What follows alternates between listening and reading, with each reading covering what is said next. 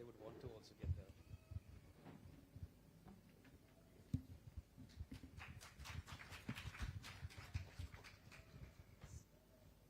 Sanjay. Sanjay.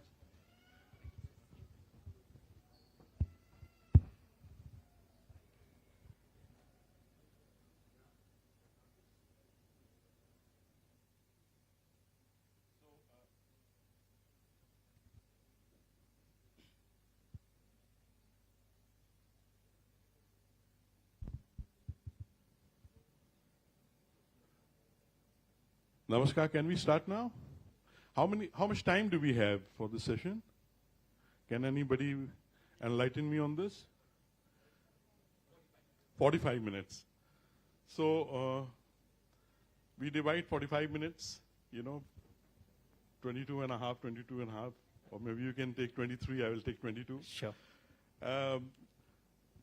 I'm not a historian or a scholar, or a researcher.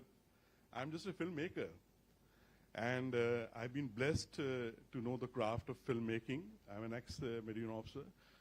And I have, great support of some very, very wonderful people who are themselves great researchers, scholars, historians. And we have some of them here. Nilesh Oak ji, who's here. Abhijit Jog ji, Gauri Mahalkar ji, Shefali Vedya ji, they all are part of Prachyam family. And they help me immensely in putting together the script to make the films that we make. And Prachyam is the first proud, truly Hindu Bharatiya OTT platform in the world. So that's what I do. And a very short intro, I took my sabbatical, went to US to study filmmaking. I was always inclined towards art and craft, towards photography and cinema. My film journey started from Canada, and then I went to US to study in USC and UCLA. Then I was working in Hollywood. And it was that time when I noticed that the media, the film, the powerful medium of films was being weaponized. And it was being weaponized against Bharat. It was being weaponized to, distort our history, to disorient our youth, the younger generations, to make them, very self-loathing about their own culture and about their own civilization and about their own history and identity. And that's what I belong to, a Guru Shishya Parampara. Whatever I am, it's because of the grace of my gurus. My great guru from Kashi, Swami Shivanand, who is no more in physical body, he has been my guiding light in my life. I'm just an ordinary disciple of my guru who has guided me, from whom, sitting under his feet, I learned about Bharatiya Sanskriti. I learned Yoga, Jyotish, Tantra, and Darshan from him. And I thought, if I can put it all together along with the help of all the great scholars and historians, and if I can make films which can awaken, the new generation, the Bharatiya all over the world, the Indian diaspora that we have, if they can, those films can enlighten them, then I think that will be a life, worth living for me. And this is the purpose I found in my life. So not much. I will speak through my films because, as we say that, a picture is worth 1,000 words and a film is worth 1,000,000 words. So whatever I have done and whatever I have to say, I can say it through my films. And I made a lot of films on the distortions in history, what has been done, by the anti-Bharat lobbies around the world, and especially by the media and also by the people, our own industry, our own media in this country. So we have just tried. Abhas is also a part of the Prachyam family. He has been right from the beginning, with Prachyam. You'll find him in my many films, giving his perspective. So Abhas can start, this. He can talk about, and I will show, the distortion through the films and how we can debunk them. Sure. So shall we start with the film or? Okay, so we start with the film. I made, see the power of cinema, and you can see 1,000 years of distortion of history.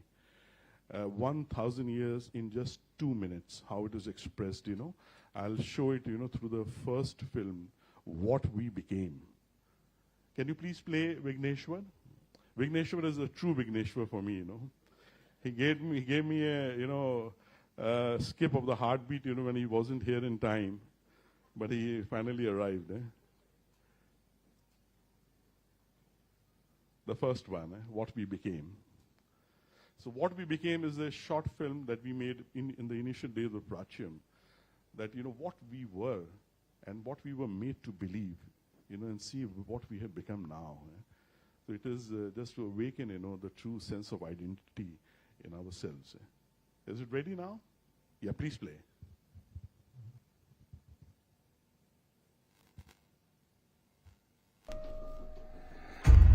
For more than 50,000 years, Bharat Bhumi thrived as the pinnacle of human civilization. But somewhere, somehow, things changed. Mughals became Indians, and Indians became Kafirs. Akbar became tolerant, and Shivaji became fascist. Invaders became Kashmiris, and Kashmiris became refugees. Europeans became richer, and Indians became beggars. Stooges became controllers, and patriots became criminals. Maoists became intellectuals, and intellectuals were labeled bhakts. Terrorists became activists, and soldiers became persecutors. Conversion became secular, and reconversions became communal. Propaganda became the truth, and lies became history. Yoga became scientific, and yogis became unscientific. Jai Shri Ram became conservative, and Bharat Tere Tukde Honge became liberal. Journalists became prostitutes, and honesty became hate-mongering. Our philosophies became global, and our country became primitive. Appeasement became inclusive, and Sabka Saath, Sabka Vikas became fascist. So, for the sake of your motherland, act now and learn to be unapologetic.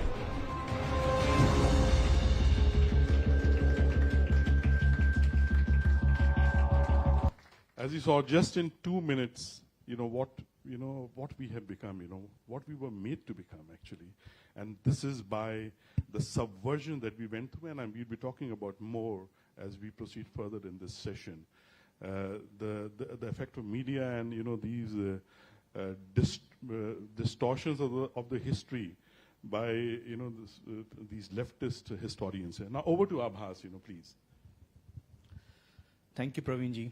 Indeed, whenever we saw the videos made by you, or rather the films made by you, I don't know what to say, whether the blood is just boiling or we have to stay calm, do our job. When I say job, means the karma to really fix the things back again. But largely, what I have observed being an ex-communist, or rather, I don't know how many people know that I was a Marxist for quite a bit of time. Not as a card holder or so, but a person who saw that perhaps communism can solve the problems of the world. And I have understood them well. I have read cultural Marxism. I have read Marxism inside out. And one thing always bothered me, especially that why it happens the way it happens. Question always lies that why they are doing it the way they are doing. We can fight the battles, the intellectual battle where we are in, but unless we really know that where the problem lies. So it was around 2.5 years back when I could connect it back to cultural Marxism. And I'm sure that people would have heard the name of Gramsci, the man who gave the whole thesis for the cultural Marxism when he was living in jail, and he came up with the idea that it's the powerful people in society who make the history, who are above the foundation, and they ensure that how the society will run. And they created a set. They, as in the cultural Marxists, created a set. The set were oppressed and the oppressor. And the set is infallible. Like the set, the way the set has been set, it will remain the way it is. Whoever is oppressed shall remain oppressed. Whoever is oppressor shall remain oppressor. Now, we are surrounded by multiple faiths around us. But we, the index, are certainly different because we follow the dharma. And we believe in unity and diversity. Now, don't mistaken me by when I say unity by diversity, mean Allah Ishwa Tero Naam. I'm not getting into that. By unity and diversity, I mean that you must have heard a term called rhythm. What is rhythm? Rhythm is the cosmic order. And what is dharma? Dharma is the behavior by which we try to enforce the rhythm. That is the cosmic order all around. When we are in Kashmir, we will wear the clothes like what is needed to be worn in Kashmir. When we are in Northeast, we will wear the clothes like that. We will eat the food like that. Down the south we come, the things changes. So there is a diversity because we are respecting the rhythm. We are not unifying by thing that one dress, one book. So we are diverse by that nature. That necessarily makes us believe in unity and diversity, and that's the Dhamma. Now, on the other end, where the systems like the Abrahamic faiths exist, say Islam and the Christianity. Now, what the Marxists did, they saw Jesus as a person who is going to fight against the monarchy. You will be surprised to know in the initial works of Engels, while he was writing with Marx, he saw that Christianity is the most compatible religion with communism. And a lot of idea of the Marx of historiography also comes from the book of Daniel.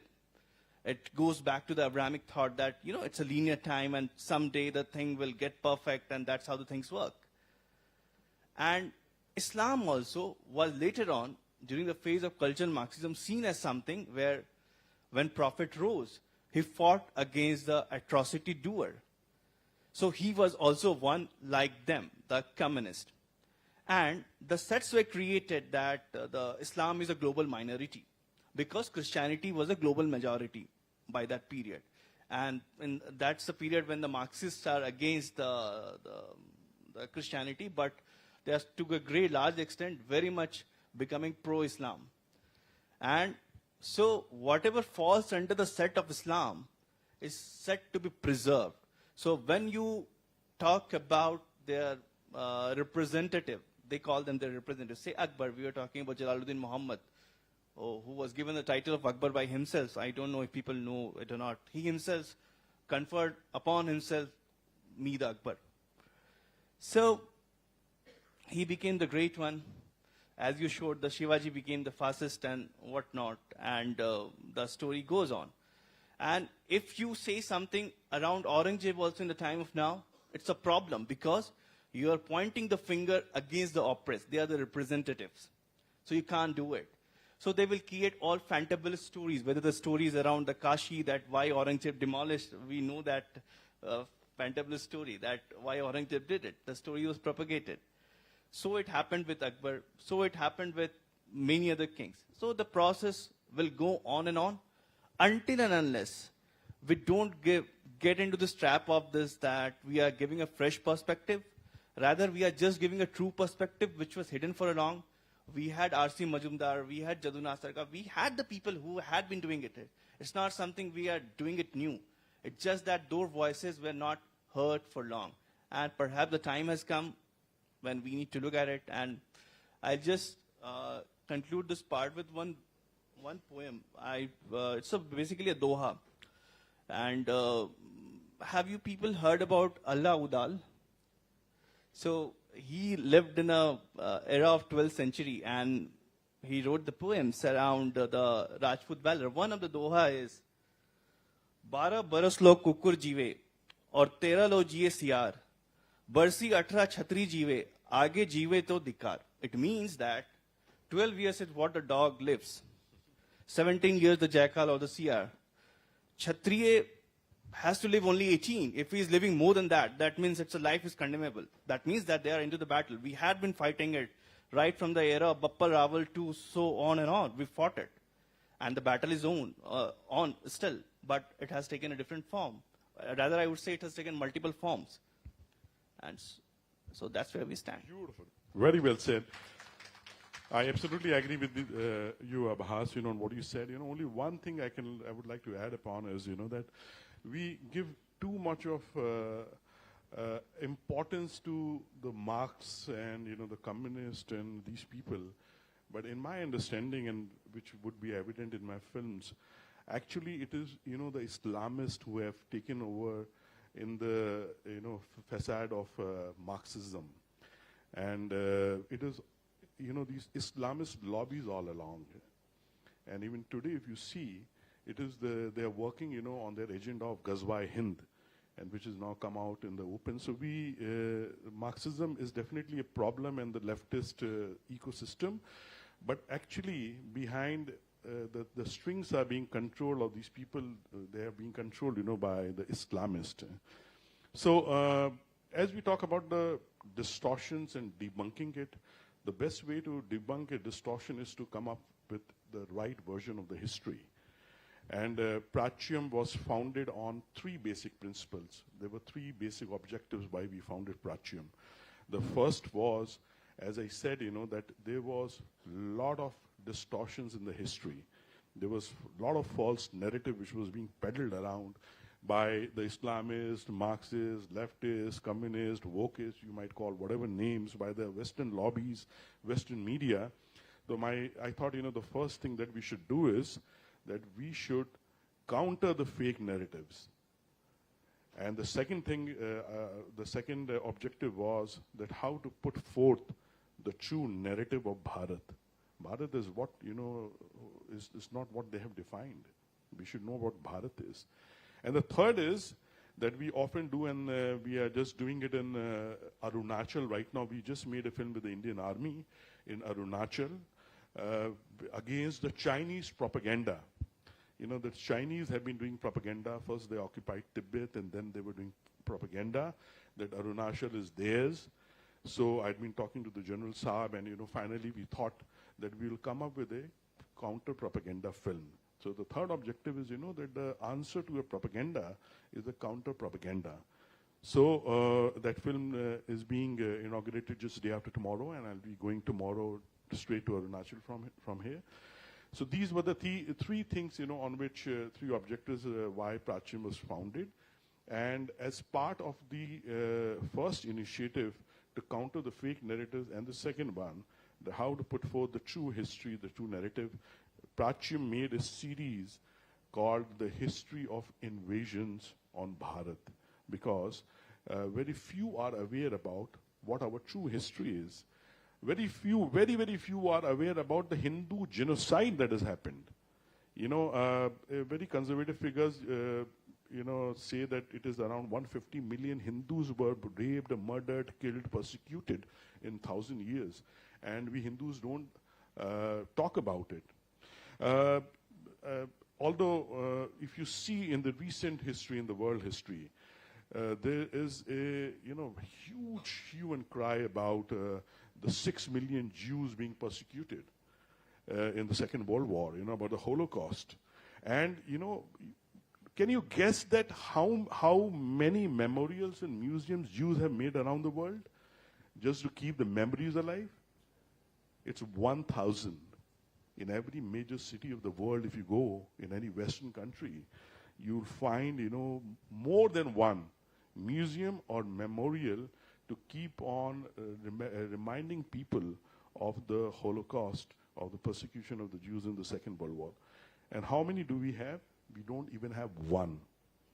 6 million versus 150 million Hindus killed, butchered, murdered, marauded. But we don't have, nobody knows, what happened with Hindus. We don't talk about Hindu genocide. We don't have a museum or a memorial. We are not, if you see as a society, we are not aware about these things. So Prachyam has taken this responsibility that we are coming up with a very powerful series on Hindu genocide. And we are going to come up with the help of everybody, a museum on Hindu genocide. And that is the project we have undertaken. So the first, the part of the promo of the series, The History of Invasions, is here. Can you please play the second video?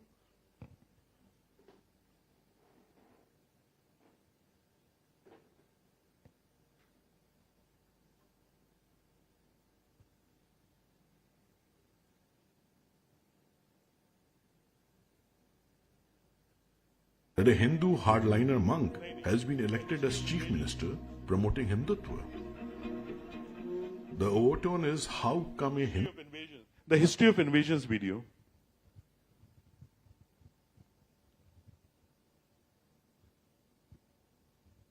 Did you find it?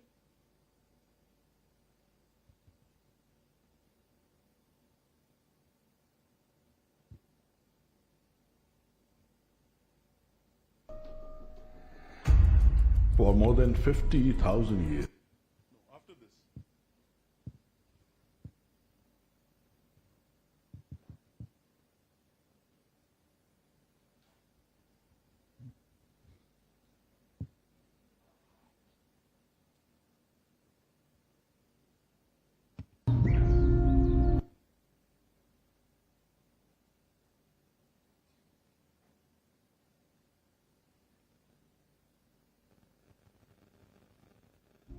since the beginning of the history, the greatest civilization on earth flourished in Bharat.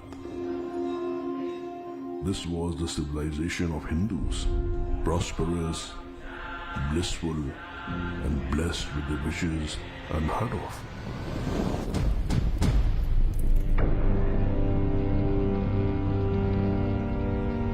But all of that was destroyed, looted, plundered by a barbaric desert cult, sewn to a single book, bound to a single goal, jihad. The darkest era of Bharat are right with them. The chants of mantras drowned in the cries of the innocent. The worst genocide of human history began, killing 100 million Hindus over 1400 years. But all this history was forgotten, banished, erased. I am that voice of the Hindus that has risen from the ashes.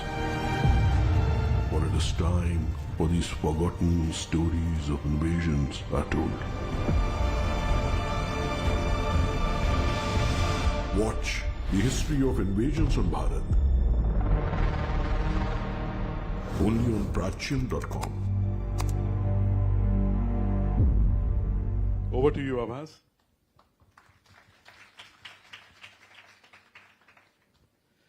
So again, not to offend anyone, but if you go back to the words of Babur, Babur says that Hindus lost to the earlier invaders whom he idolizes, Ghazni and Ghori especially, because they were fragmented.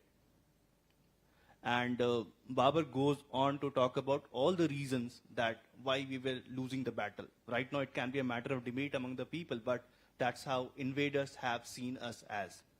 And in fact, in the Islamic doctrine, it's very clear that when a stone is pelted against one person out in the Ummah, the whole Ummah will come together to fight for it. But that has not been the case in Hindustan, Bharat. Now, from 1000 CE to 1500 CE, we lost around 84 million people.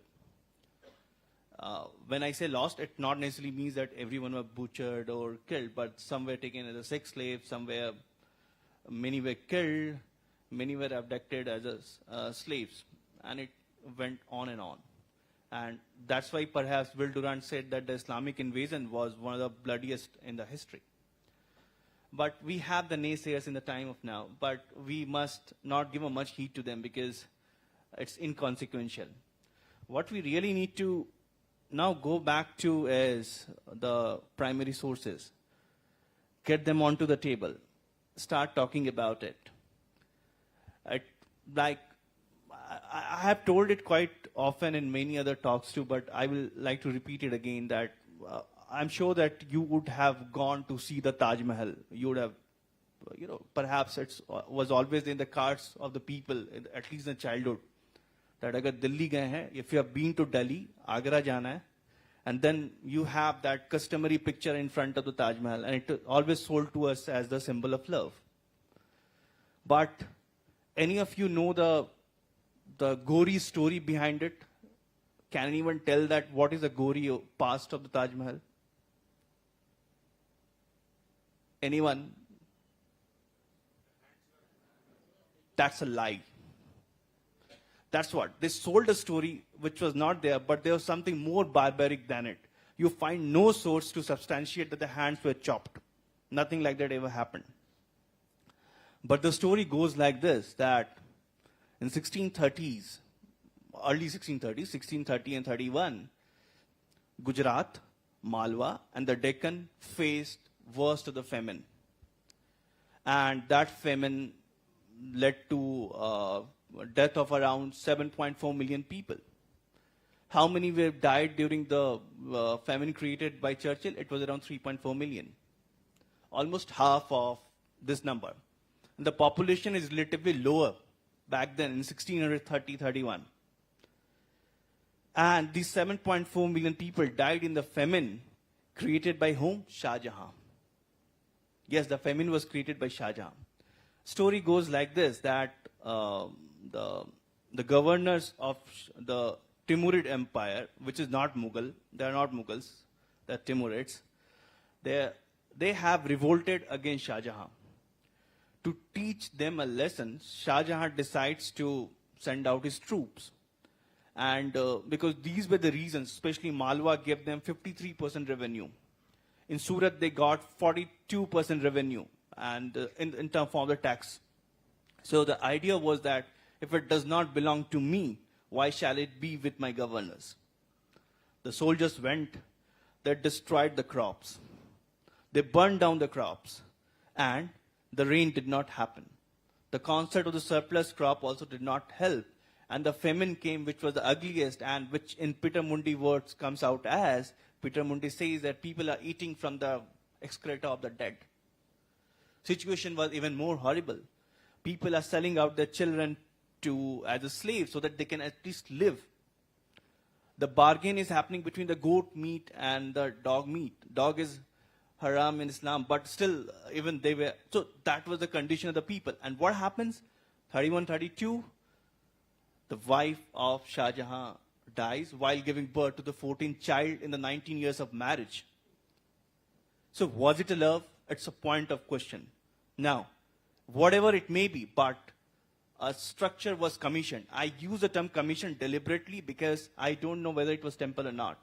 I may come to the fact while I reach to Shah Jahan. Right now I am Babar at Babar 2. Akbar is to follow, then Jahangir and Shah Jahan. So perhaps then I will be able to say it concretely that whether it was a temple or not. But a structure was commissioned for the cost of 4.18 crore silver rupees.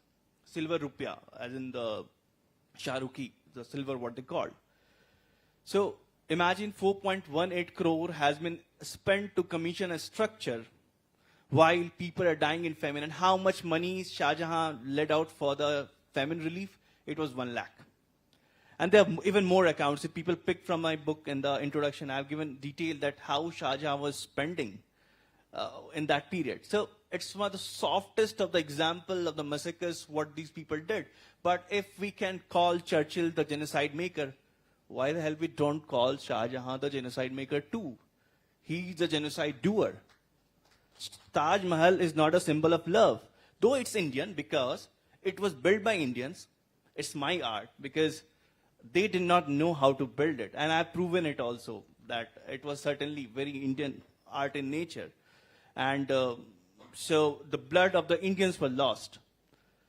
So how even a politician comes and says that हम ताज भी ले जाएंगे तो क्या रह जाएगा आपके पास? हमारा खून, हमारा art, everything is ours. Our people lost it. And that is the symbol of genocide in front of us, though it was built by us. Very true. We are looking forward to your more further detailed, deep researches, after Babar, and we'll definitely do something together. Now the distortions are, done in a way, as I said, that we were made, the generations were made very self-loathing about their own country, culture, civilization, knowledge systems, the parampara of the rishis. So whatever we are doing is the rishi rin we are, trying to give back, So Nilesh Bhav is here, and Nilesh Oak is here, he has been with us right from the beginning. And he inspired us, with this idea that how about, we make this short film. So the world follows, the weekdays sequence. But does anybody knows what is the origin of the weekdays? Why Sunday comes after Saturday, or, Tuesday comes after Monday? So we thought, we should trace the origin of this, and we should make a film, a short film on the origin of weekdays. So can you please play, Vigneshwar? 7 days. Some named after celestial bodies, others after gods. And a very specific sequence which the whole world follows. Have you ever thought about it? Who named the days? Who arranged them in this way? Why are there only 7 days in a week? Let's check the internet. Egyptians, Babylonians, Greeks. Why not? We all have been taught how they influenced Indian astronomy. After all, the word hour comes from the Greek hora. Not really. There is no evidence for all this. Zero. Those old serious-looking dudes didn't do any of it. The West just gave them credit. We believed it without checking. The word hour comes from hora. But hora actually comes from the Sanskrit word ahoratra. There's an ancient Indian book called Surya Siddhanta, serious work on astronomy. It says, arrange the 7 grahas, the major celestial bodies visible to the naked eye, from slowest to fastest. Call it the sequence. Make a list of the hours of the day. Start assigning each hour a graha as per the sequence. When you reach the bottom, carry over to the next day. The graha that gets the first hour of the day is called the Dinpati.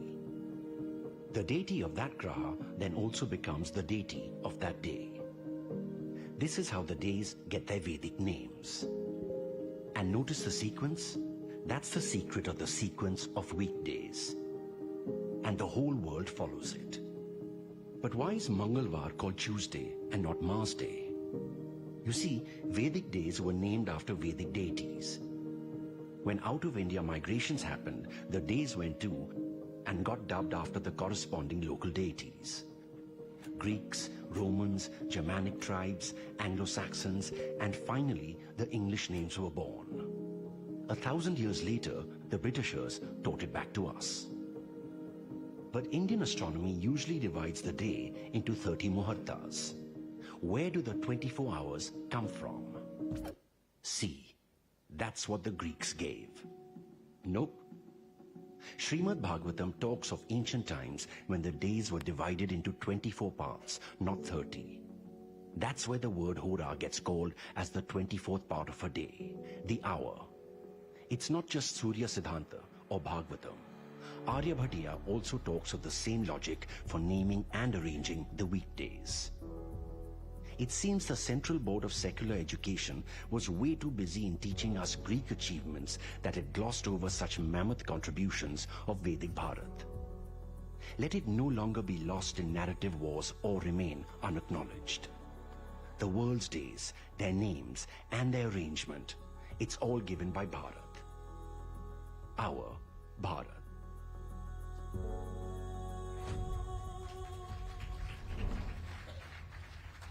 I'd like to show another video in continuation of this. You know, that how in this country, unfortunately, some politicians and some political parties gave an affidavit in the court saying that Rama never existed, Bhagwan Ram, you know, and he was a myth.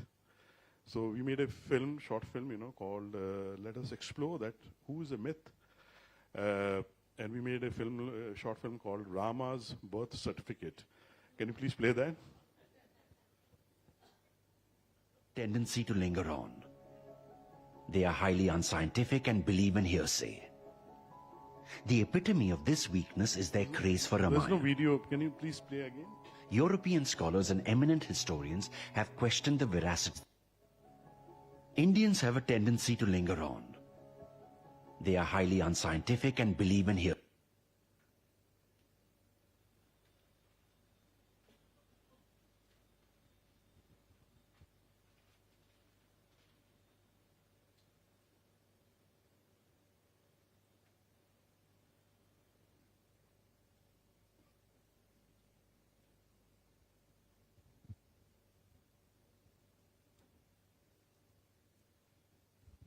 You know, the clock is ticking in front of me and it's giving me, you know, this BP, blood pressure.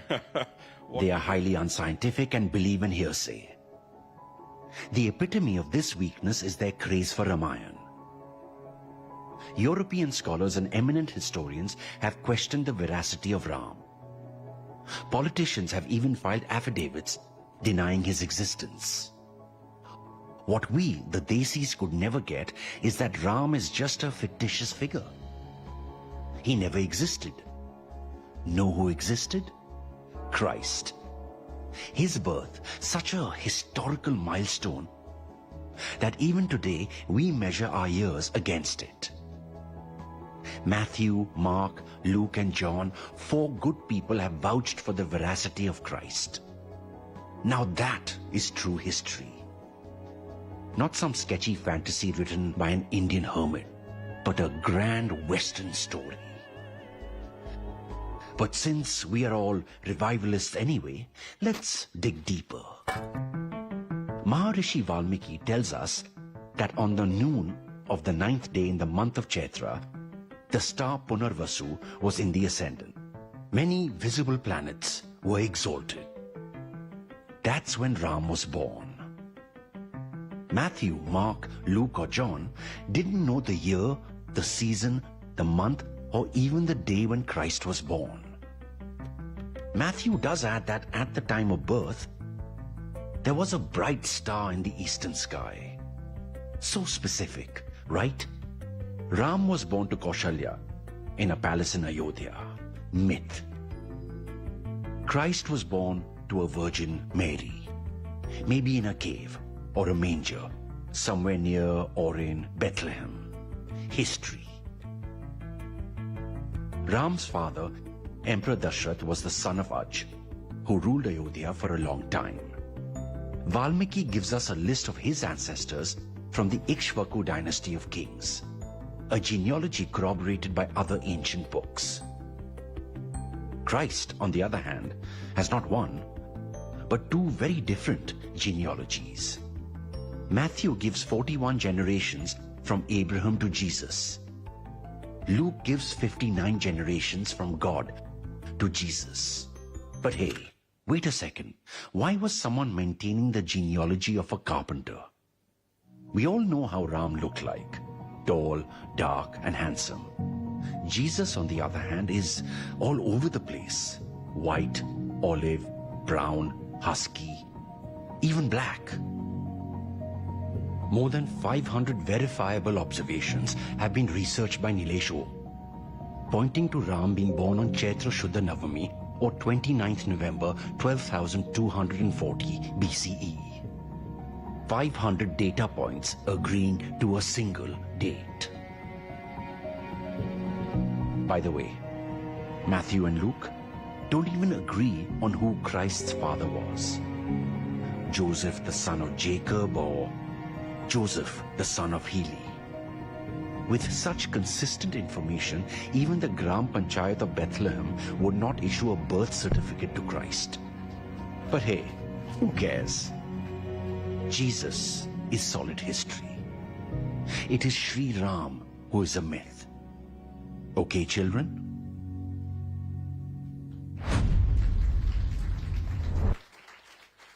Over to you, Abhas.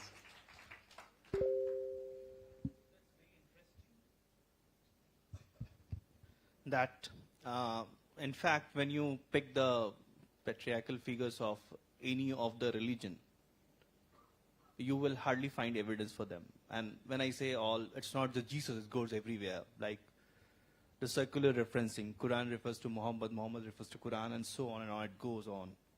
So goes with other religions too. And what's so interesting is that you showed so many formats of Jesus.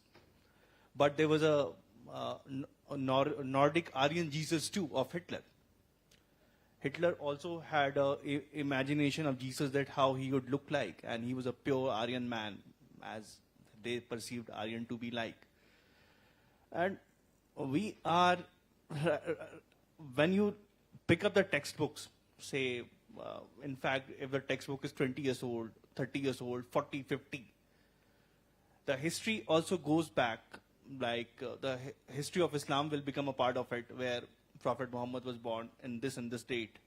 Jesus also follows a part of it, and it continues. But I want to bring attention of people to one thing, that I don't want to get into dates of it, but the guru of Romila Thapar, one of the most prominent propagator of the idea that Rama not existed and Yudhishthir was influenced by Ashoka and so on. Yes, she said it. And so Al-Basham was a scholar, and he said that Ram was one of the leader of one of the tribe which lived in Bharat. It may have lived in any period, but there was a tribe. So the guru of Romila Thapar himself debunks Romila Thapar. And there are many such cases that when you pick the book Al-Basham, What the Wonder India Was Before Islamic, I don't remember the name entirely. You can use that book to debunk Romila Thapar. And what gets very interesting is even the words of the Buddha, which we get, that also appears after 2-3 centuries. It's not right there. But again, Buddha becomes a historical figure for, again, a political reason, which it started. It's a very different kind of debate where I don't want to get into right now. So whatever is associated as a Hindu will have a problem. So if it is calculus, it will necessarily be Kerala school. It will not be a Hindu school, right? When it comes to any science which evolved somewhere, it will be connotated to some region of India, but will never be called Hindu. But the moment it goes to any tradition of science which is out of India, it will get the connotation that it evolved in the Christian thing, and it goes on and on. You're right, that is why we started an initiative called the Gifts of Bharat. It was originally part of, the 10 Indic films, which, we started as the first initiative of Prachyam. I forgot what I was saying with your bell. So, Gifts of Bharat initiative, 10 Indic films, Shefali ji, was the first one to, come on board and help us with that many years back. The Gifts of Initiative is, what is Gifts of Bharat is what contributions India has made, Bharat has made to the world. In all the fields, in mathematics, science, astronomy, healing sciences, Ayurveda, yoga, darshan, anything you take. And in that, we have, extensively covered in science what we have done, So if you have, how many people have seen Prachyam videos before here? Okay, quite a few of them. So we have made, that if video on the wood steel, and we have made, the origin of calculus, on Kerala School of Mathematics, by Madhava. And we have made many such videos, and there are many videos which are planned, And what is the contribution of Bharat to the world? The entire world, the Western countries, and I'm, I very openly say it, And all the modern science and all the technological advancement and the scientific advancement are standing, on the wisdom of Bharat, which they stole from here and which they never acknowledged and they never gave us the due credit. So moving on, now the time is very short. As you know, I will just say that what should be done about it. So we thought that we should make great films and try to re-establish, rejuvenate the true narrative of Bharat, tell to our people around the world what a great civilization they belong to. And in that initiative we made a film which was made for G20. This was for the Prime Minister office, and it was much appreciated by the G20 nation. It was previewed there. I'll just show you the promo because time is very short. Eternal Civilization. It's a film, since we are here, and I'm so happy that you all will watch it. Extensively shoot in Tamil Nadu. And, the knowledge traditions of southern India.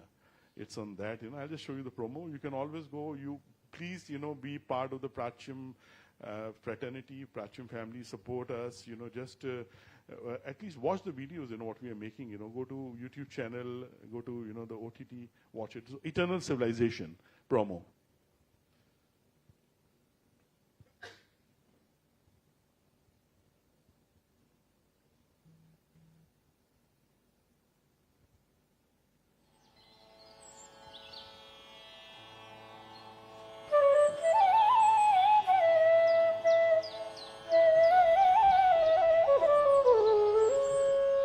Most stories are about lost civilizations.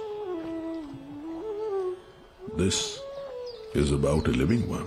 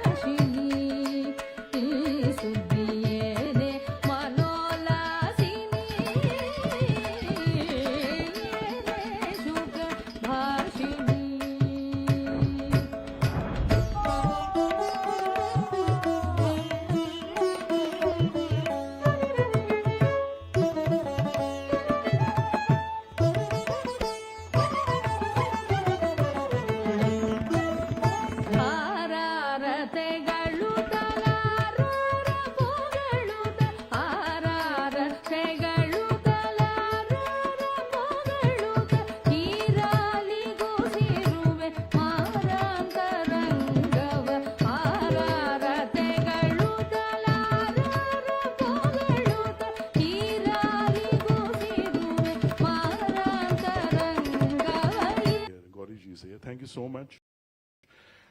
If you have any inspirational stories or if you have any ideas you think they should be made into films, do let us know. And over to you, Abbas. What to say after this video? It was fabulous. You summed it up all in 3 videos. And it's just that I'm all here and there because it's 5,000 years, 6,000 years, 7,000 years, where to really put it as a conclusive note. It's tough to do it. But all I can say is that what really makes us very different from the rest of the world is we are the dharmic people. And when I say dharmic, it's not so simple. It's a bit nuanced that we're the people follower of the cyclic time. And it's a very important phenomenon which really differentiates whole of a world entirely from us. And that's why our thought process goes like the way it goes. Whether the way the rishis also were able to look at the sky long back, it was only because they realized that everything is cyclic, perhaps, or else it wouldn't have ever happened.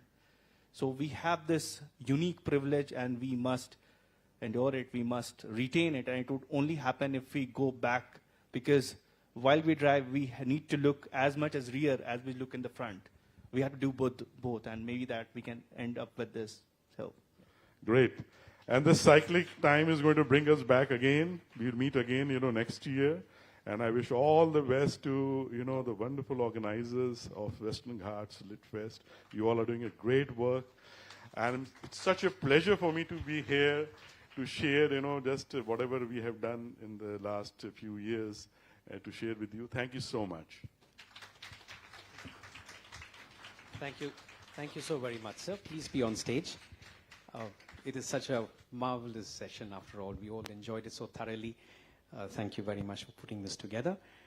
Now the felicitation ceremony, please. So I would like to welcome Srimati Sharmila Ramanathan.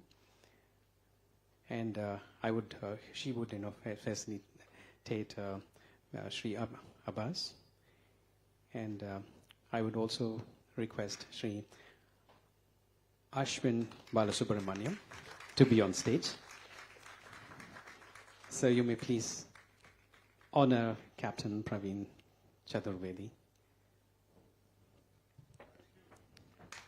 Thank you so very much.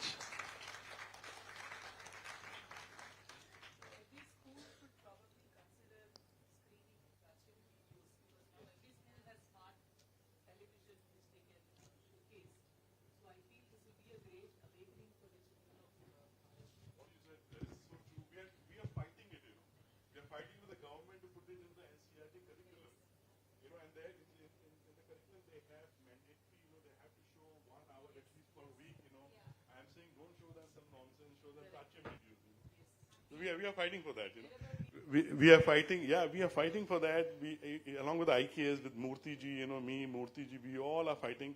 Let's hope, that, wisdom prevails and they listen to us. Thank you. Thank you so very much, sir. We're so honored. Thank you, sir.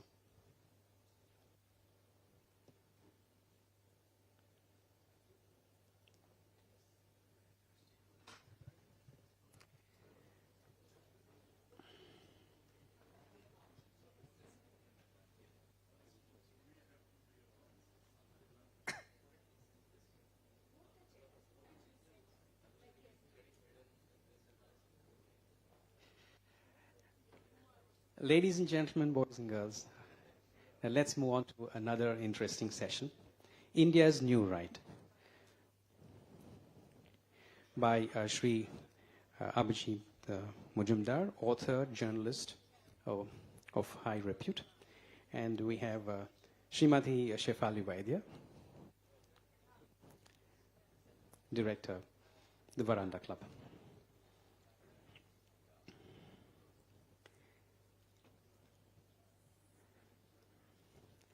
Thank you very much, ma'am. Thank you, sir.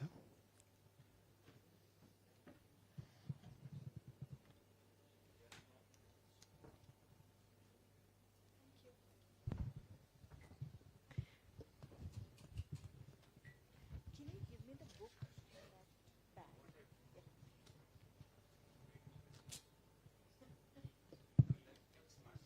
Oh, it's okay. Okay. The parcel is. Okay. So we'll announce that.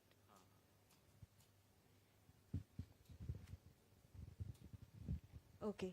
Before the clock starts kicking, let me start. Namaste. So welcome to day 2 of Western Ghats Literature Festival. Yesterday was a rocking day, so the responsibility is on us to make this day even better. And I am really, really glad to be hosting this discussion with my friend and veteran journalist Abhijit Majumdar on his latest book, India's New Right. I have to say, I haven't enjoyed a book so much in recent months as this one. And it's not just because I am featured in it. I'm being honest. The book is written in an extremely engaging and witty style, and not only that, it chronicles the stories of many of us who speak for the nation, who speak for dharma, who speak for Dev and Desh. And for me at least, I know almost everybody who's featured in this book. So it was not like reading a book. It was like reading a college yearbook. Like, these are all old friends, and I'm reading their CVs, and what they're doing and what they've achieved. So it was very, very enjoyable. In this book, he chronicles, and this has not been done before, the rise of, for the lack of a better word, and he explains it in the foreword, new right. India does not have right and left in the sense that America has right and left. This is actually the non-left. Anybody who has nothing in common with the old set of left liberals and who have suddenly found a voice now in the post-liberalization India, post-social media India. That is the class of public intellectual thinkers that Abhijit is talking about. And what I found extremely interesting in the book is that he had chronicled the journey of veteran warriors like Dr. Meenakshi Jain and David Frohley to the young 20-something YouTubers. And that is what, for the lack of a better word, I mean, I'm going to use New Right, but I'm putting a disclaimer here. It is called New Right simply because we don't have a popular word in our own idiom describing this. In fact, he has talked about it in the foreword. So, Abhijit, my first question to you is that why did you choose New Right? Why did you not say non-left? You have a logic behind it, right? Yeah, because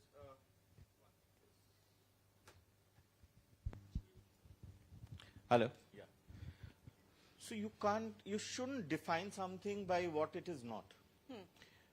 Non-left really doesn't sort of define it not as right if you take it in the Western sense.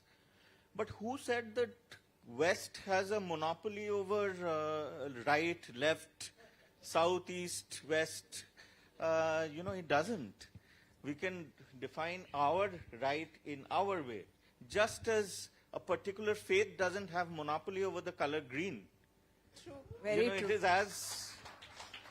as Indian, as dharmic as any other color. Right, I think that way it gives us a word that almost everybody recognizes as what is not left. But India's right is very, very different from the Western right, the Western conservative, movement. In India, for instance, we do not believe in absolute laissez-faire economy. As part of the right, we never had a problem with LGBTQ. We did not even need those tags, which the Western right or conservatives have a huge problem with. The great debate that's going on in America about abortion, etc. India has long back, it's the prerogative of the mother, the choice of the mother. If till a certain time, if her life is in danger, or if the child's life is in danger, he or she can terminate it. There are several, these are just a few, several points where we disagree with we do not, actually our views don't match with the Western right, but we are the Indian right in our own right. Fair enough. Another important point that you make in your foreword is the rise of Narendra Modi and how in many ways it coincides with the meteoric rise of the new right, so to speak. And it is like a chicken or egg thing. Was Modi a result of the new right nationalist movement, or did the new right nationalist movement, the Bharatiya New Right rationalist movement, get a fillip because of Modi is a very important question. I want you to talk about it. But before that, I want to read an important paragraph from your foreword, which to me is basically the crux of what Modi ji has been trying to do in the last 10 years.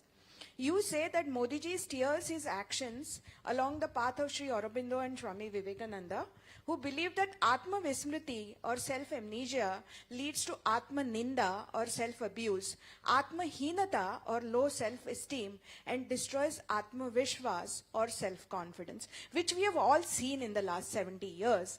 And finally, we have got a leader who is not afraid to show to the world that he is unabashedly Hindu, and he shows it in his actions, he shows it in his attire, he shows it in the gifts that he gives to the world leaders, he shows it in following the Navratri Upavas for 9 nights while he is in the US, in even the smallest of the actions. So could you talk a little bit about what is the relationship between Modi ji and the rise of Bharat's new right? You know, a lot of people say, especially those on the left, that Modi has brought this kind of, times upon us. I do not think that is true. Exactly the reverse, I think, is true. The times have thrown up Modi. India was coming out of, this whole, first of all, years, almost 1,000 years of invasions, colonial slavery, etc., etc. Then another 60, 70 years of that colonial continuity in education, bureaucracy everywhere. And, and then there was endemic corruption. There was dynastic rule, rewarding dynasty or your surname over merit. But when after liberalization happened and India started finding its feet economically, started, getting that confidence. I remember somebody had said that India is the only nation with the talent of a developed country and the economy of an underdeveloped one.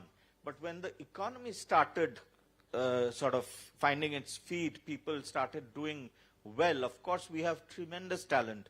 So the nation was restless to break through this kind of this wall of corruption, nepotism, etc., etc. Everything that the Congress symbolized. Congress and its allies and that whole, fake secularism, the tremendous hypocrisy, basically veiled, attack on Hinduness, the glue that binds this land, in the camouflage of secularism. So, Narendra Modi was that, India found that person in Narendra Modi. The clean, confident, audacious, most importantly, somebody who, as you said, was decolonizing. Every action, by his smallest of actions, he tries to decolonize our mind. So India was looking for that kind of a thing. There's one other thing I would say, when we talk about nationalism, how Modi has changed it, and the new rise of the new right has changed it. See, before this, when we talked about nationalism, for instance, in popular culture, in Bollywood, we would either have Manoj Kumar in Upkar singing Desh Ki Dharti, otherwise Gandhian, soft power, etc., etc., or we have a bellowing Sani Paji, Sani Dal in Borders taking on Pakistan, or there was this Rang De Basanti, where a group of youngsters choose anarchy to kill a politician, etc. Now, all these stereotypes, the nationalist was outside the political, was a political outsider. He or she was not part of the political system. After this movement, people would be ashamed of politics, or politicians used to be the villain in everything. Now, after Modi, I think that notion of nationalism has changed. You know, that now the fantasy, your patriotic fantasy, your nationalistic fantasy of the individual, of the society, includes working from inside the system. Yes. Or many of us just spend a lot of time on technology, on social media, etc. We are very much inside the political process in that sense. So, in many ways, Modi has actually made all of us political insiders without shame, because the politics that we know has changed. You know, that without shame part is very important. I was on a panel discussion with some of the leading journalists, and this was post 22nd January, and they were saying that the greatest change that they have seen, and these are English language journalists, okay? So before this, anything, and Ram Janmabhoomi movement has been going on for quite some time, but it was mainly covered by the Hindi papers or the regional papers, whereas English media was like, it's down market. It's a movement for a temple. Why should we cover it? But on 22nd January, and I was there, and on the banks of Sharayu, there was every single English newspaper and English channel camped there, from NDTV, 2 Times Now, to Republic, to whoever, and of course there were representative channels of everywhere, and they were 24/7, they were covering the Ram Mandir Pran Pratishtha, which is a huge change. So that change is somewhere, it trickles down from the top to bottom. But now or bottom to top, it's open for debate. But my question to you is, see, there has been a very old establishment, very well entrenched in all the institutions, in all the media, all these years, 70 years, right? They've had a very symbiotic relationship with the Congress. So like Vivek Agnihotri says in the movie, ki system hamara hai, log tumhare hain, whatever, the exact quote eludes me. So what do you think has been the reaction of that old elite towards the rise of this, belligerent, confident, assertive new right? I think one of the it's been very angry. It's been a very angry reaction. It's been a condescension to the point of being violent sometimes. Violent, not just physical violence, but just getting this book published. For instance, first Penguin asked me, which are the left voices that you will have in your book? I said, the book is about India's new right. Why do you need left voices to know about India's new right? So then they said, no, but we need some kind of a balance. I said, do you ask this to leftist authors who are writing about the left?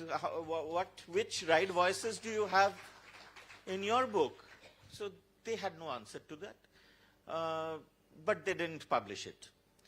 Then Bloomsbury took it up. Bloomsbury paid me an advance, whatever peanut, but that they, after a couple of years of me working on this, they actually they withdrew it. They called me to say that, Abhijit ji, we cannot do justice to your book.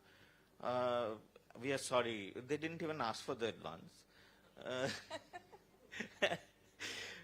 But it was ridiculous to sort of drop the book, because by that time William Dalrymple and others were putting tremendous pressure on Bloomsbury from London, from UK, to sort of stop all the non-left publications in India. They even brought in a new editor-in-chief here. Yeah, and then these titles were being dropped. Then Inc. immediately approached me, and we, this was done. So that, and so many things. Where do I stop? Last few years have been a classic journey for me. I mean, amazing journey for me as a journalist, as an editor. I was then the youngest national editor of any daily. I was the editor of Midday. Then I was editor of Hindustan Times, Delhi, NCR edition. Before that, Indore, Bhopal editions, and then Mail Today. So I was in English media. I was in Hindustan Times working for a Congress MP, Congress-backed MP's paper, and I would tweet what I would. I mean, this was much before 2014. After that, a lot of people have suddenly become, very dharmic, right-leaning. But this was... So I was doing it, and every day people would say कि अभिजीत तेरा तो नौकरी जाएगा boss. कल जाएगा, Malik will call and ask you to go for some reason. She didn't, but what happened is that in course of it, I became the only journalist against whom a chief minister actually sent a official letter to the owner of the newspaper to sack the editor, which was me. Okay, can anybody guess? This is a quiz question. Who is the chief minister? Nah. No. Kejriwal. Yes. on the chief minister's letterhead. So,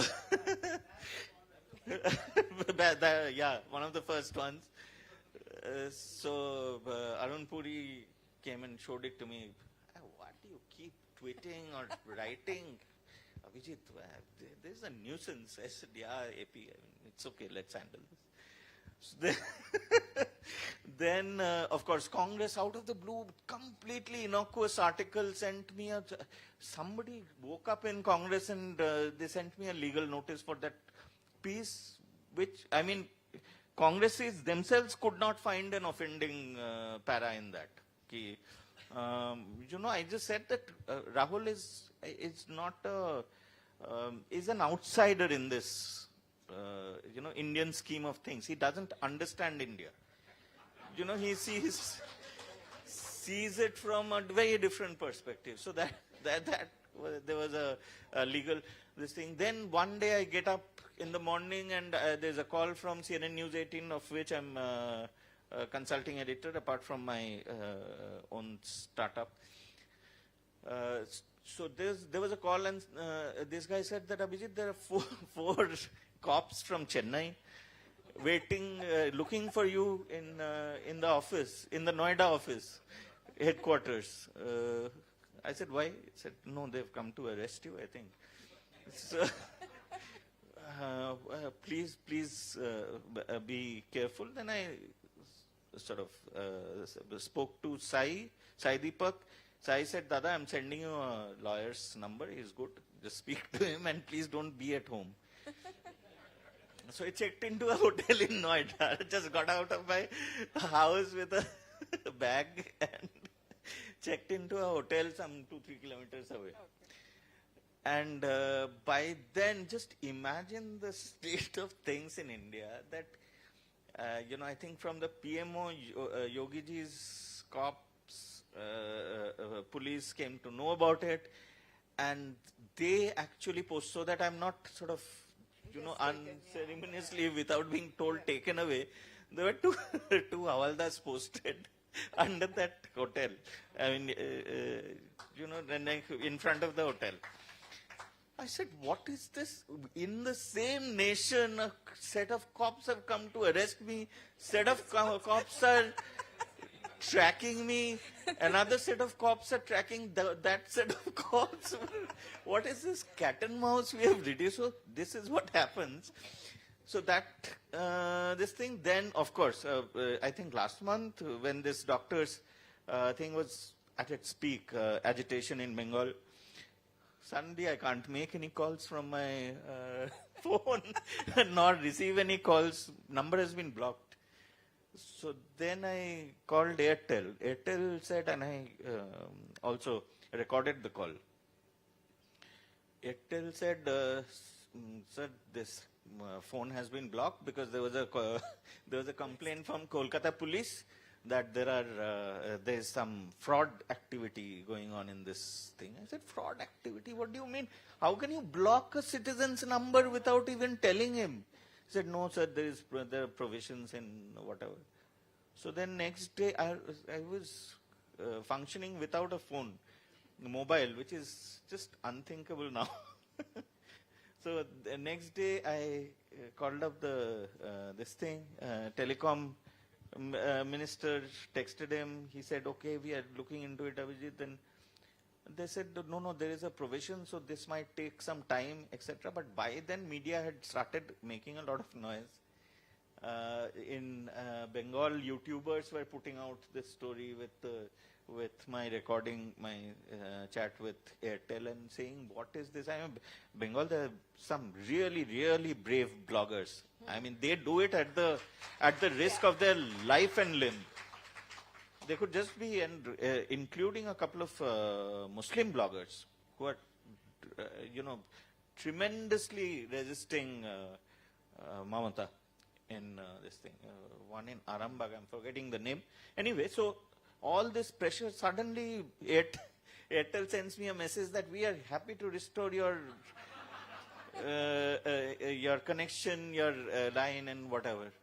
I said, yeah, I mean, this is what kind of a law you have made that anybody is. So this is what happens when an establishment of so many years, decades, and an idea of so many centuries, I would say, inimical to Hindu Dharma, Hinduism, when that meets suddenly with a extremely powerful force, which is why I say that this moment that the book captures or tries to capture is an extremely powerful moment in our history. It doesn't, probably because we are in it, we still grudge, yaar ye nahi hua, wo nahi hua, theek hai, Kashmir abhi tak POK nahi aaya, Aksai Chin abhi China ke saath hai, to aa jana chahiye, 10 saal to ho gaya.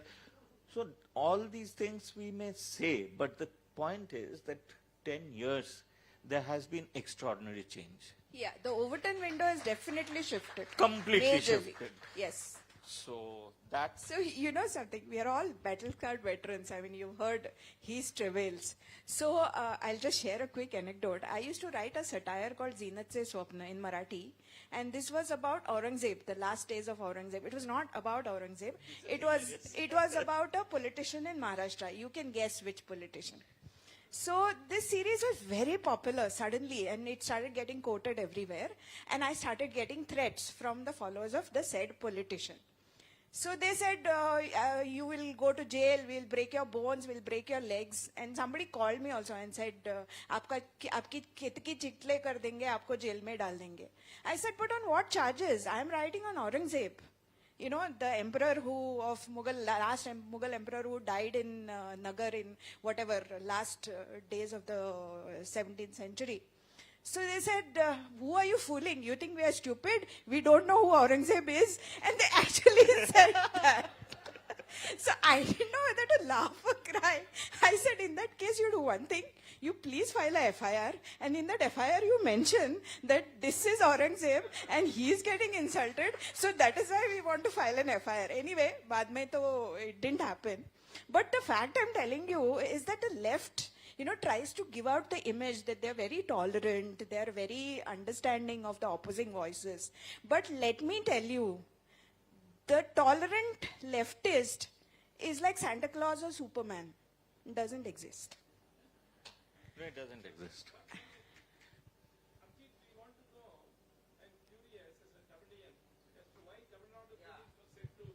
No, because I wrote against Udayanithi Stalin's, this whole Sanatana Dharma. And also, no, but that did, although Udayanithi Stalin's guys filed the FIR, what they tried to nail me on was insult to Periyar. I had referenced everything. So every single thing is, a relationship with his foster daughter, etc., etc. Everything was reference. His ideological, complete, schizoid, this thing. But the quote made me just drop one phrase. He was an intellectual thug. So the I think the court objected to the word intellectual.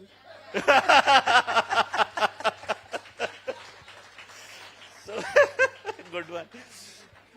So he said, so the headline, etc., nothing was changed. Not a thing was changed except that they said that no, Abhijit should. I had to come to Chennai. So they basically make the process the punishment. Yeah. Such cases cannot stand the scrutiny of law. I mean, however woke our judiciary may be, they just don't have the wherewithal to punish you for, writing a column on, and not, which doesn't even invite violence on, which criticizes somebody. I mean, everybody is open to being criticized. But that is something that the left doesn't understand. I remember a businessman in Tamil Nadu was arrested because he made a tweet in Tamil about Manipur. General innocuous observation in Tamil. And they arrested him on the charge saying that he is going to disturb peace in Manipur. Who from Manipur is going to read a Tamil tweet? But no, there is no logic. Anyway, coming back to your book, I like the way you structured your book in areas. You talk about the voices in history and rewriting history. You also talk about voices which are influencing the new economic policy of Bharat. And Sanjeev Sanyal has the distinction of being featured in both, in history as well as in economics. So you have read the book. Of course I've read the book. Quite I well, always read the quite books. closely. I can tell. See, he's used to the leftist interviewers, They don't read the book. They just read a review and they ask questions. I actually read the book. Even Vikram Sampath said the same thing, that you've read my book. Yes, I do. But anyway, so what is, I would like you to talk a little bit about the voices in history and what is the need to rewrite and reclaim history and why these voices are coming up. They're coming up very organically, actually. Yeah, I mean, finally, when the hunted lion gets a life back, it'll want to write its story, no? The hunter has always written history. Now the lion has to write its own story, its own history. So part of this is the revival, this book really, and the movement that it tries to capture, is the revival of a continuity. Although this moment is unique, amazing, everything is fine, but there has always been a continuity of resilience of Hindu Dharma. It is an amazing place where, which has survived the onslaught of Abrahamical religions and not converted. We have lost 2 limbs, 1 year, 2 years. That's all. That's really bad. But we have survived. That is because there is a continuity in our resilience to preserve the swa. Swa, not in the Western sense of the individual, but the collective sense. Collective sense of this civilization.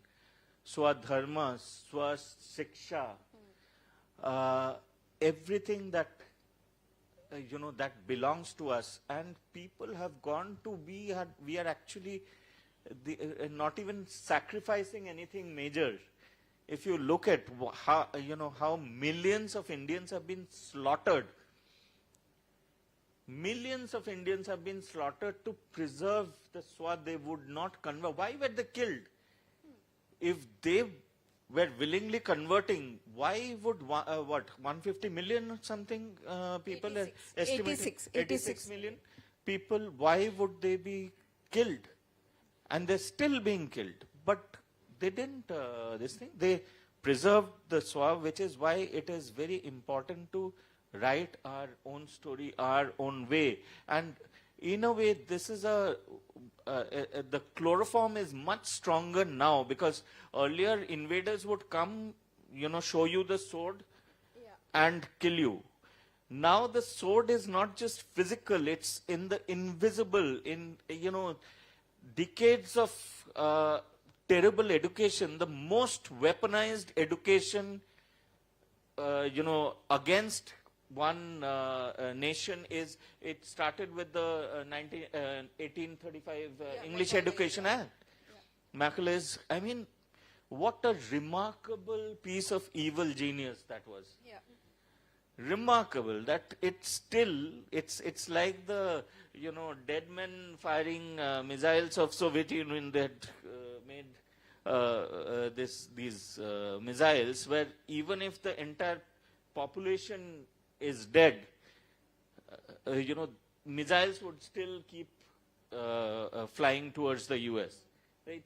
The British have left something like that in India, and which is why, I mean, everything, I mean, it used to be so uncool. It used to be so uncool to be Indian, to wear kurta, to wear sari, to be this thing, to wear tilak. So, which is why it is very important to, everyday strive to sort of decolonize, tell our story, whichever, and we shouldn't sort of boycott certain platforms there because they're leftist. Claim that space also. That is We a very have our important space, point. but if you get to write a piece in The Wire or speak at the Jaipur Literary Festival, go and do it. It's, every space must be reclaimed. Very, very well made point. Before I move on to the audience questions, I will ask you one last question. Another interesting chapter, two interesting chapters actually in your book. One are about the non-Hindu voices which are talking for nationalism, which I found very, very interesting. And second is the work that the Swayamsevaks are doing. Not enough is being said about that. So I would like you to talk a little bit about these two. Very quickly, I mean, this, I have traveled a fair bit for this book. Which is why I say the advance, etc., a pittance, if you're writing.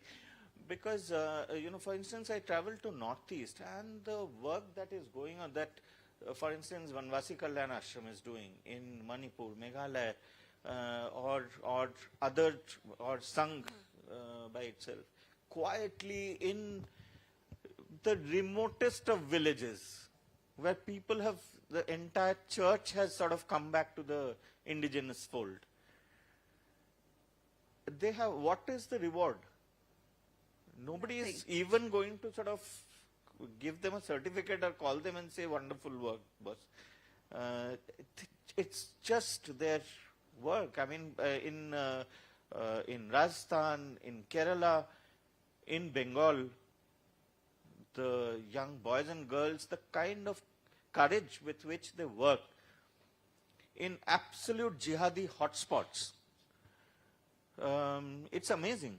It's amazing. That's one of the takeaways. So there are prominent faces in this book, like Shefali, like a lot of people, Anand Naganathan, Sanjeev, Anupam Kher, Sai Deepak, all these people, Abhijit Iyer Mitra. But it also has the faceless people working in remotest, very dangerous corners, and just doing they just get up, take a bag, go out, keep meeting people in village after village after village. Acha, what has happened to your grandmother? Okay, how is she now? She had the operation. Nothing. It's not propagation of anything. Ki come join RSS, be a Hindu. There's that. Nothing. Just samvad lena aapka. That's what they do. And about the minorities, a very strong, with this whole thing, the new surge in nationalism, a lot of minority voices are, you can see, I mean, in this book, you have Amana, you have Arshia. By the way, a lot of them are women. Because probably they bear the worst brunt of those societies. Sinu Joseph is featured here. But otherwise also, Umar Ghazi, Khalid Beg, a lot of people are coming out saying things so boldly. Shefali just said that Overton window has changed. It has indeed changed. And it was remarkable speaking to them. They are so knowledgeable. They are also so aware of what is happening in the world of Islam, for instance, in that Saudi is allowing research into whether even Muhammad existed was news to me. Yeah, it's really remarkable. So I've got 5 minutes left, and I'm sure there are a lot of questions, but please stick to questions. Do not make observations. If you want to speak to him, you can always meet him outside the sessions. And the book, I don't know, Ritwik was trying to get the book. No, I don't know if it reached or not. Maybe it will reach today evening. No, I don't know. I don't think it will reach, or even if it reaches, it doesn't make sense. So what I'll do is, I'll just leave this copy at the counter. You can, they said that they will help with the pre-bookings of the thing and deliver that wherever, whoever is buying it, deliver it free of cost to that. So, I'll... Do order, do go through the book, and do read the book, gift the book, as always. And now, please ask your questions. Yes. Yeah, morning. I have basically two questions. One is, in your opinion, what is the single most important factor that is keeping Hindus divided? And the second question is, to decolonize the mindset of Indians, shouldn't the officials and all the officers do away with the coat, suit, boot culture? Of course, also the lawyers. They look like crows in summer. I mean, there's no reason to wear that dress in the harsh Indian summer. No, so... your first question was what keeps us divided, right?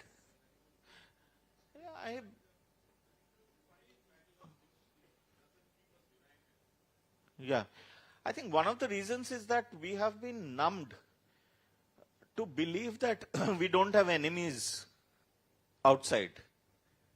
So we find enemies inside, within. We have been numb to believe that this Ganga Jamuni Tehzeeb and everything, and Christ is kind and compassionate, and so we do not have this sense of Shatru Bodh. हमें अभी तक आया नहीं है.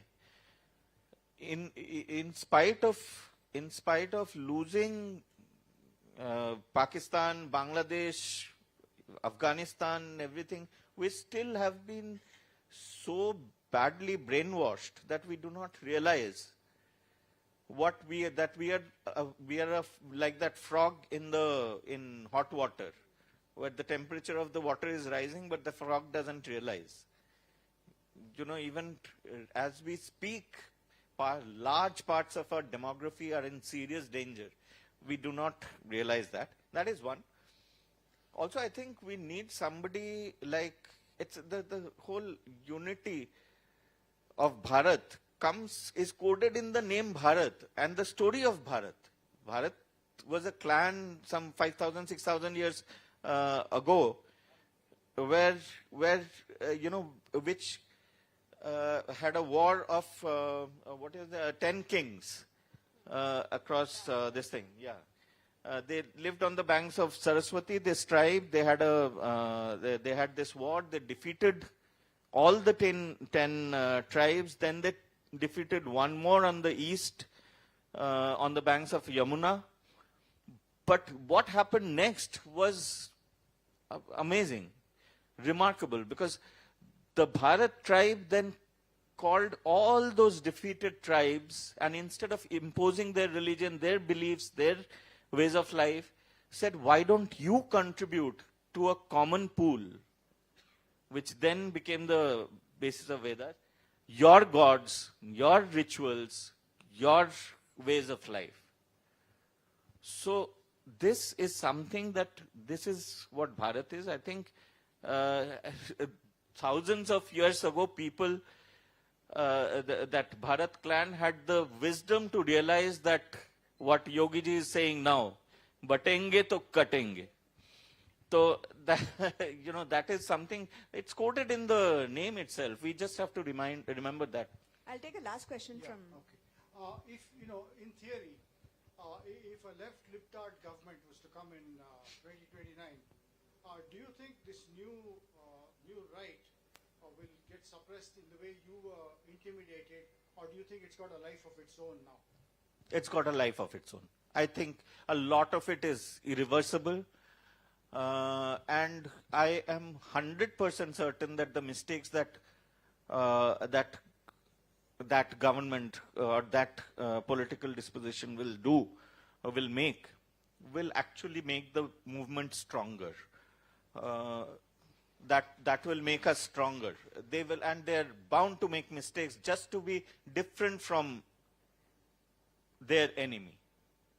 And that's a great, that will be a great thing for the movement. I'm not saying that they should come. They should, if you're in power long enough, things change automatically. A lot of things fall into place. Yeah. So we shouldn't, but even if that happens, I don't think we should be too bothered about that.